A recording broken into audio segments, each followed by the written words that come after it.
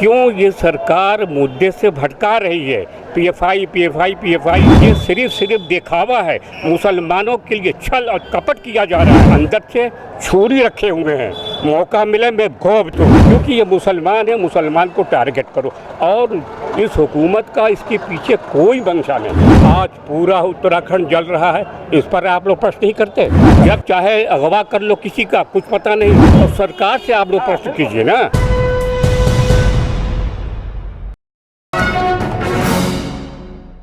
आप बताइए, अभी लेटेस्ट 2 दिन पहले की बात है, झारखंड में क्या इस मुद्दे को कोई उठा रहा है? झारखंड में एक बहुत बाहुबली भारतीय जनता पार्टी का, उसके 2 बेटे रिसोर्ट चलाते हैं। वो बेटी एकदम मतलब कह लीजिए हमारी भी बेटी लगेगी, आपकी कुछ बहन लग सकती है।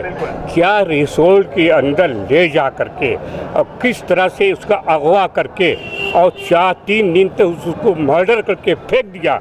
और वो घर वाले चिल्ला रहे हैं, भाई लाओ वो कहाँ है, क्या पता लगा कि डेड बॉडी मिली। आज पूरा उत्तराखंड जल रहा है, इस पर आप लोग प्रश्न नहीं करते। बिल्कुल, हम तो इस पर पूरी स्टोरी करते हैं बाकायदा। हम तो इस पर पूरी स्टोरी कर चुके हैं। आप हमारे चैनल पर देखिएगा, हमने इस पर पूरी स्टोरी की है बाकायदा। लेकिन आज जो हम मुद्दा लेकर आए वो यही है। कहा जा रहा है कि पीएफआई देश विरोधी साजिशें करती है, पीएफआई देश को तोड़ने की साजिश करती है। और फुलवारी शरीफ में जो इनके डॉक्यूमेंट्स मिले उसमें लिखा था कि 2047 में भारत को मुस्लिम राष्ट्र बनाना है। और ये बात तो खुद ये भारतीय जनता पार्टी कह रही है कि हमारा जो 25 साल पूरा हो रहा है, हम उसमें हिंदू राष्ट्र को बनाएंगे। ये क्या है? ये सेकुलर कंट्री है ना। हिंदू मुसलमान सिख ने मिल करके इस देश को आज़ादी दिया, बलिदान दिया। तो क्या आज भारतीय जनता पार्टी का कोई बड़ा नेता उसके हिंदुस्तान को आज़ादी दिलाने में क्या उसका कोई किरदार रहा है?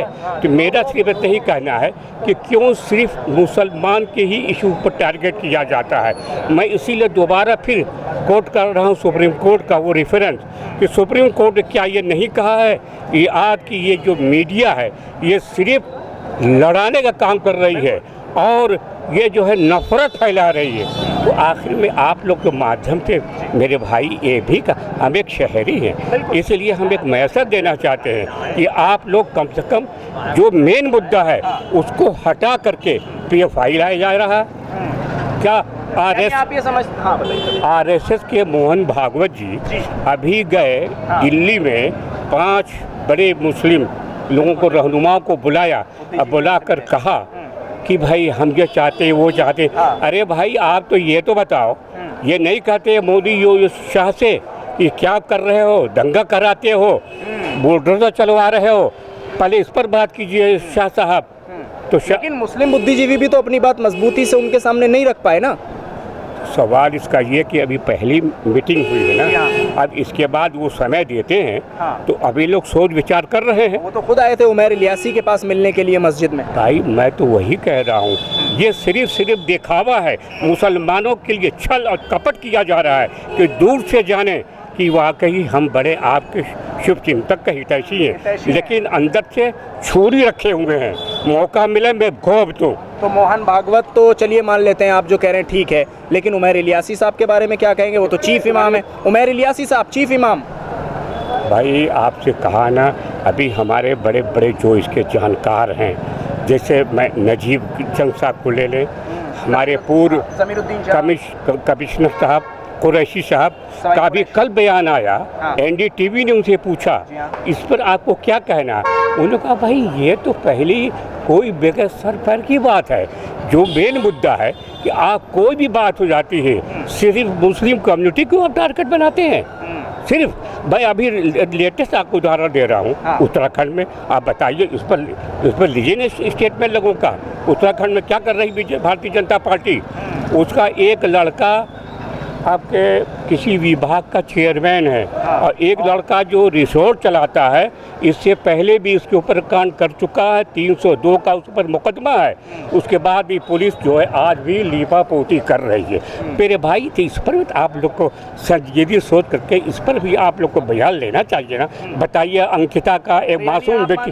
पीएफआई जो है वो मुद्दा मेन मुद्दों से भटकाने के लिए उठाया गया। एकदम भारतीय जनता पार्टी का मेन काम ये है कि जनता का जो मेन मुद्दा है महंगाई है, बेरोज़गारी है, नौकरी देना। आप बताइए उत्तर प्रदेश के अंदर अभी देखिए, कल की बता रहा हूँ बात, आजमगढ़ जी जी बहुत मशहूर जगह आप जानते होंगे, बिल्कुल। वहाँ पर क्या हुआ, भारतीय जनता पार्टी के मैं तो कहता हूँ गुंडे, वो नहीं उसके कार्यकर्ता, वो आते हैं तहसील में, कहते हैं वो ज़मीन पर ये भवन नहीं बनेगा। वो वहाँ के तहसीलदार कर्मी कहते हैं कि नहीं भाई ये ज़मीन सरकार की है। अब साहब नहीं हमारी बात मानो, हम जो कहते हैं मानो। उसके बाद मानना शुरू किया, तहसीलदार को मारा। एसडीएम जब आ गए, एसडीएम साहब को ही लात घोंसे मारे गए। तो ये क्या है भारतीय जनता पार्टी का? ये कोई मतलब वसूल है, कोई नियम है, कोई लॉ है? कोई लॉ नहीं। जब चाहे अगवा कर लो किसी का, कुछ पता नहीं। मेरा सिर्फ यही कहना है मेरे भाई, आप लोग मीडिया हैं, आप लोग को जनता की जो मेन समस्या है उसको आप लोग को उठाना चाहिए, और सरकार से आप लोग प्रश्न कीजिए ना, न कि आप कहें पीएफआई का है, ये कौन पीएफआई कहाँ से आ गया? तो मतलब आप पीएफआई को सही मानते हैं? हम सही नहीं मानते। मैं ये कह रहा हूँ कि क्यों ये सरकार मुद्दे से भटका रही है। पीएफआई हमारा ये कहना है कि आप सबूत इकट्ठा करो, अगर गलत है तो आप जो चाहे कानून कहता हो वो काम कीजिए। यानी पहले सबूत इकट्ठे किए जाए। सबूत बताइए, नहीं थोड़ी है कि आपका देख पीएफआई जो है फला देश की ये है, देशद्रोही है। अच्छा, कानून ये नहीं कहता कि बगैर ट्रायल हुए आप किसी को कैसे कह सकते हैं ये आतंकवादी है? और मीडिया कह रही है ये 100 पकड़े गए आतंकवादी हैं। तो आप इसको बताइए ना कि ये गलत चीज़ है। मैं यही तो पूछने इस इलाके में आया हूँ आपसे कि ये जो नेशनल मीडिया और मेन स्ट्रीम मीडिया इसको इस तरह से चला रहा है, मैं उस पर ही तो आप लोगों से बात करने आया हूँ, क्योंकि आपके इलाके में 2 ऑफिस थे पीएफआई के। आपसे बेहतर, आप लोगों से बेहतर कौन जानेगा कि पीएफआई क्या थी? कह रहा हूँ जब CNRC का जब एजुकेशन चल रहा था तो बड़े बड़े वहाँ से आए, पीएफआई के दफ्तर से बिरयानी बन के आ रही है। ये जानना चाहिए, कुछ नहीं, सिर्फ क्योंकि ये मुसलमान है, मुसलमान को टारगेट करो। और इस हुकूमत का इसके पीछे कोई मंशा नहीं है, सिर्फ एक ही मंशा है कि कैसे उनको टारगेट करो, लोगों के सामने उनको जलील करो।